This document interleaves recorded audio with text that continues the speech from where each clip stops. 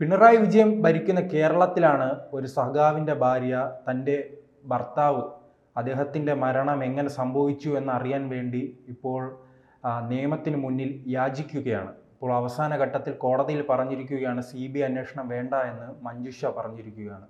എന്താണ് സംഭവിക്കുന്നത്? ശരിയാണ്. മുഖ്യമന്ത്രി പിണറായി വിജയൻ ഭരിക്കുന്ന കേരളത്തിൽ ഒരു സഖാവിൻ്റെ ഭാര്യയ്ക്ക് ഈ അവസ്ഥയാണ് എങ്കിൽ സാധാരണക്കാരായ ജനങ്ങളുടെ അവസ്ഥ എന്തായിരിക്കുമെന്ന് ജനം ചിന്തിക്കുന്നതിൽ അത്ഭുതപ്പെടാനില്ല എന്നുള്ളതാണ്. ADM നവീൻ ബാബു ഒക്ടോബർ 16-ാം തീയതി അദ്ദേഹം മരണപ്പെടുന്നു. 17-ാം തീയതി അദ്ദേഹത്തിൻ്റെ ഇൻക്വസ്റ്റ് നടപടികൾ കുടുംബാംഗങ്ങൾ ഒന്നും തന്നെ ഇല്ലാതെ പൂർത്തിയാക്കുന്നു. പിന്നീട് പരിയാരം മെഡിക്കൽ കോളേജിൽ കൊണ്ടുപോകണ്ട എന്ന് കുടുംബം ആവർത്തിച്ച് പറയുന്നു. എന്നിട്ടും പരിയാരം മെഡിക്കൽ കോളേജിലേക്ക് ബോഡി പോസ്റ്റ്മോർട്ടത്തിനായി കൊണ്ടുപോകുന്നു. അദ്ദേഹത്തെ 16-ാം തീയതി ഒരു വാഹനത്തിൽ ബൊലേറ വാഹനത്തിൽ കയറ്റിക്കൊണ്ടു പോകുന്നത് കണ്ട ദൃക്സാക്ഷി നമ്മുടെ മീഡിയ മലയാളത്തിൻ്റെ കൊച്ചി ഓഫീസിലേക്ക് വന്നിട്ടുണ്ടായിരുന്നു. അവർ പറഞ്ഞ കാര്യങ്ങൾ വളരെ ഞെട്ടിക്കുന്നതാണ്. വീണാമണി എന്നായിരുന്നു അവരുടെ പേര്.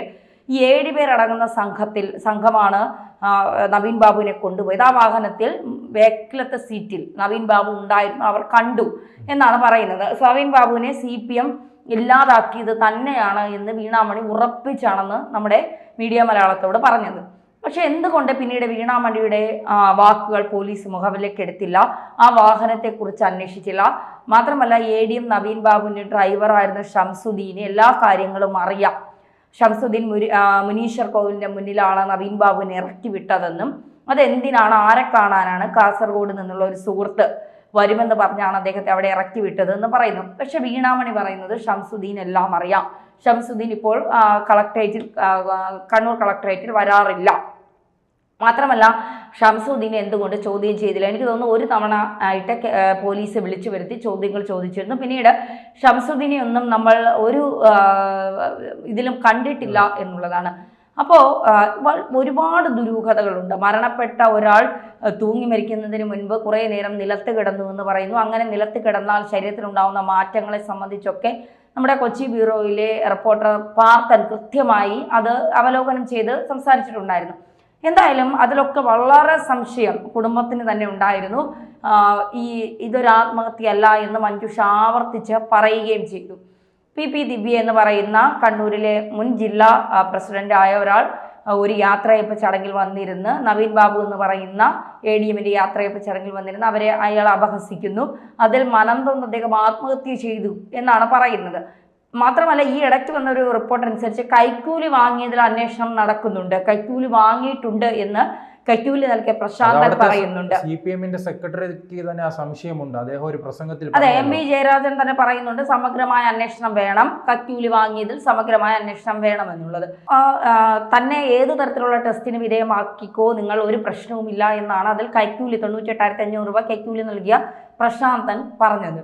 ഇത് തന്നെയാണ് CPMന്റെ നിലപാട്. അതായത് നവീൻ ബാബുവിനെ കൊന്നതാണെങ്കിൽ പോലും അത് അന്വേഷിക്കാൻ ആരെങ്കിലും വന്നാൽ, ഇനി അത് അന്വേഷിക്കണമെന്ന് ആരെങ്കിലും ഒരു ഹർജി കോടതിയിൽ സമർപ്പിച്ചാൽ അവരെ തീർക്കാൻ എങ്ങനെ സജ്ജമാണെന്ന് ഞങ്ങൾക്കറിയാം. CPM എന്താണ് ഈ നവീൻ ബാബുവിന് ഒരു നീതി കിട്ടണമെന്ന് ആഗ്രഹിക്കാത്തത്? കാരണം CPM എല്ലാ കാലത്തും നമുക്ക് പത്തനംതിട്ടയിൽ തന്നെ അവിടെ വിവരങ്ങൾ ശേഖരിക്കുമ്പോൾ തന്നെ അറിയാം CPMുമായി നല്ല ബന്ധമുള്ള ഒരു കുടുംബമാണ്.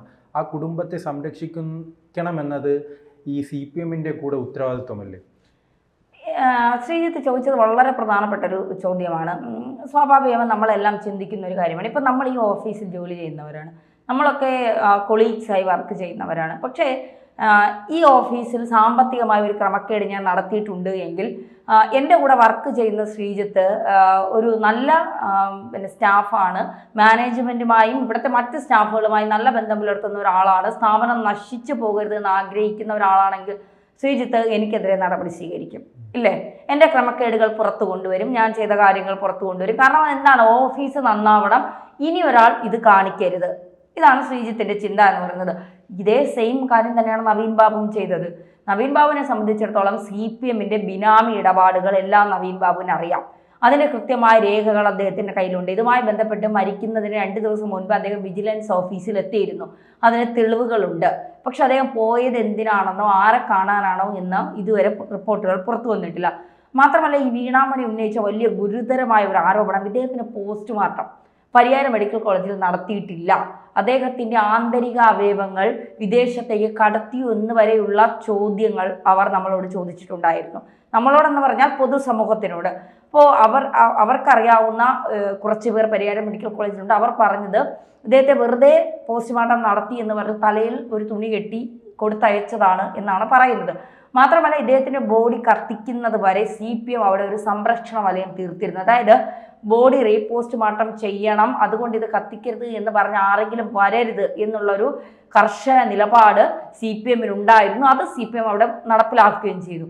ഇപ്പോൾ തന്റെ ഭർത്താവിനെ ആരോ കൊലപ്പെടുത്തിയതാണ് എന്ന് ഉറച്ച കുടുംബം ആവശ്യപ്പെട്ടുകൊണ്ട് ഇട്ടത് CBI അന്വേഷണം വേണമെന്നാണ്. പക്ഷേ ഈ സംസ്ഥാന സർക്കാർ അതിന് അനുകൂലമായ ഒരു റിപ്പോർട്ട് കോടതിയിൽ നൽകിയിട്ടില്ല. അതുകൊണ്ടേ പശ്ചാത്തലത്തിലായിരുന്നല്ലോ അന്ന് CBI അന്വേഷണം വേണമെന്ന് കോടതി തന്നെ തീരുമാനിച്ചിരുന്നു. ഇപ്പോൾ അവസാന ഘട്ടത്തിൽ ഈ കുടുംബം തന്നെ പിന്മാറുകയാണ്. അതിന്റെ കാരണം എന്താണ്? കുടുംബം തന്നെ പിന്മാറാനുള്ള കാരണം മഞ്ജുഷയെ സംബന്ധിച്ചിടത്തോളം മഞ്ജുഷ തഹസിൽദാർ പദവിയിൽ നിന്ന് മാറ്റം വാങ്ങി അവർ മറ്റൊരു ഡിപ്പാർട്ട്മെന്റിലേക്ക് മാറിയിട്ടുണ്ട്. അതിൻ്റെ ഒരു പ്രധാന കാരണം തന്നെ ആ പദവിയിലിരുന്നാൽ തൻ്റെ ജീവൻ അപകടമുണ്ടാകുമോ എന്നുള്ള അവരുടെ ഭയം. പിന്നെ 2 പെൺമക്കളാണ് അവർക്ക്. അപ്പോൾ പാർട്ടി എതിരി നിന്നാൽ അവരുടെ അല്ലെങ്കിൽ അവരുടെ ജീവനും മക്കളുടെ ജീവനും അപകടത്തിലാകും എന്നുള്ളൊരു ഭയം മഞ്ജുഷയെ വല്ലാതെ അലട്ടി തുടങ്ങിയിട്ടുണ്ട് എന്നാണ് നമുക്ക് കിട്ടുന്ന വിവരങ്ങളുടെ അടിസ്ഥാനത്തിൽ. അതുകൊണ്ടാണ് അവർ പറയുന്നത് CBI വന്നില്ലെങ്കിൽ ക്രൈംബ്രാഞ്ച് ആയാലും അന്വേഷിച്ചാൽ മതി. കാരണം ഇതിന്റെ സത്യാവസ്ഥ പുറത്തു വരാൻ പോകുന്നില്ല. മാത്രമല്ല CBI അന്വേഷണം ആവശ്യപ്പെട്ടുകൊണ്ട് അതെ അവസാനം വരാൻ സത്യം. കാരണം CBI അന്വേഷണം ആവശ്യപ്പെട്ട് മുന്നോട്ട് പോയാൽ തൻ്റെ ജീവിതം ഒരു വണ്ടി ആക്സിഡന്റിൽ മരണപ്പെട്ടു കഴിഞ്ഞാൽ ആ വാഹനം എവിടെയെന്ന് പോലും കണ്ടുപിടിക്കാൻ കഴിയില്ല. കാരണം അവർക്ക് ഇപ്പോൾ TP ചന്ദ്രശേഖരനെ റോഡിലിട്ട് 52 വെട്ടി കൊലപ്പെടുത്തിയവർക്ക് എന്ത് ചെയ്യാനും മടിയില്ല എന്ന് നമുക്ക് അതിലൂടെ തന്നെ മനസ്സിലാക്കാൻ സാധിക്കും. പിന്നീട് ഇപ്പോൾ CPM-ന്റെ കൊലപാതക രാഷ്ട്രീയം ഉണ്ടോ എന്ന് ചോദിച്ചാൽ വേണമെങ്കിൽ അവർക്ക് ചെയ്യാം. അതിപ്പോൾ കെട്ടിത്തൂക്കിയും കൊല്ലാം, കൊലപ്പെടുത്തിയതിന് ശേഷം അവർ ആത്മഹത്യ ചെയ്തു എന്ന് വരുത്തി തീർക്കുകയും ചെയ്യാം. ഏത് തരത്തിലും ഇപ്പോൾ അവർക്ക് ഒരാളെ കൊല്ലണമെന്ന് തോന്നിയാൽ അതിൻ്റെ കൊട്ടേഷൻ സംഘങ്ങൾക്ക് കൊല്ലാം എന്നുള്ളതാണ്. ഇവിടെ മഞ്ജുഷ സത്യം തിരിച്ചറിഞ്ഞിരിക്കുന്നു. കാരണം പ്രായമായ അമ്മയും അച്ഛനുമാണ്, മക്കൾക്ക് വലിയ പ്രായമൊന്നുമില്ല. ഇനി കുടുംബത്തിൻ്റെ ഏക ആശ്രയം എന്ന് പറയുന്നത് താനാണ്. തൻ്റെ ജീവനും കൂടെ നഷ്ടപ്പെട്ടാൽ അതൊരു പക്ഷേ മക്കൾക്ക് താങ്ങാനാവുന്നതിലും അപ്പുറമായിരിക്കും. മക്കൾക്ക് പിന്നെ ആരുമില്ല എന്നുള്ളൊരു തോന്നൽ അവരെ വല്ലാതെ അലട്ടുന്നുണ്ട്. അതുകൊണ്ടാണ് അവർ അവസാനം പറഞ്ഞത് CBI അന്വേഷണം വേണ്ട, ഒരു ക്രൈംബ്രാഞ്ച് അന്വേഷണമെങ്കിലും നടത്തിയാൽ മതി എന്നുള്ള. സത്യത്തിൽ നവീൻ ബാബുവിൻ്റെ ആത്മാവിന് ഒരു കാലവും നീതി കിട്ടില്ല എന്നുള്ളതൊരു യാഥാർത്ഥ്യം. ഒരു സത്യസന്ധനായ ഒരു ഉദ്യോഗസ്ഥൻ, അഴിമതിയില്ല എന്ന് റവന്യൂ മന്ത്രി പോലും പറഞ്ഞ ഒരു ഉദ്യോഗസ്ഥൻ, സഹപ്രവർത്തകർക്ക് ഏറ്റവും സ്നേഹവാനായ ഒരു ഉദ്യോഗസ്ഥൻ, അദ്ദേഹത്തിൻ്റെ മരണം ഒരു കൊലപാതകമാണെന്ന് കുടുംബം ആരോപണം ഉന്നയിച്ച അതേ കുടുംബം തന്നെ ഇപ്പോൾ അന്വേഷണത്തിൽ നിന്ന് മാറി നിൽക്കണമെങ്കിൽ ആ കുടുംബത്തിൻ്റെ ഭയം എത്രത്തോളം വലുതാണ് എന്നുള്ളത് നമുക്ക് ഊഹിക്കാവുന്നതേ ഉള്ളൂ. എന്തായാലും പോയവർ പോയി. മഞ്ജുഷയും മക്കളുമെങ്കിലും സമാധാനത്തോടെ ജീവിക്കട്ടെ, അവരുടെ ആയുസ്സിനെങ്കിലും അവരുടെ ജീവനെങ്കിലും ഒരാപത്ത് വരാതിരിക്കട്ടെ. അതിനുവേണ്ടി അവർ ഈ എടുത്ത തീരുമാനം ഉചിതമാണെന്ന് പറഞ്ഞ് നമുക്കും ഈ കേസ് ക്ലോസ് ചെയ്യാം.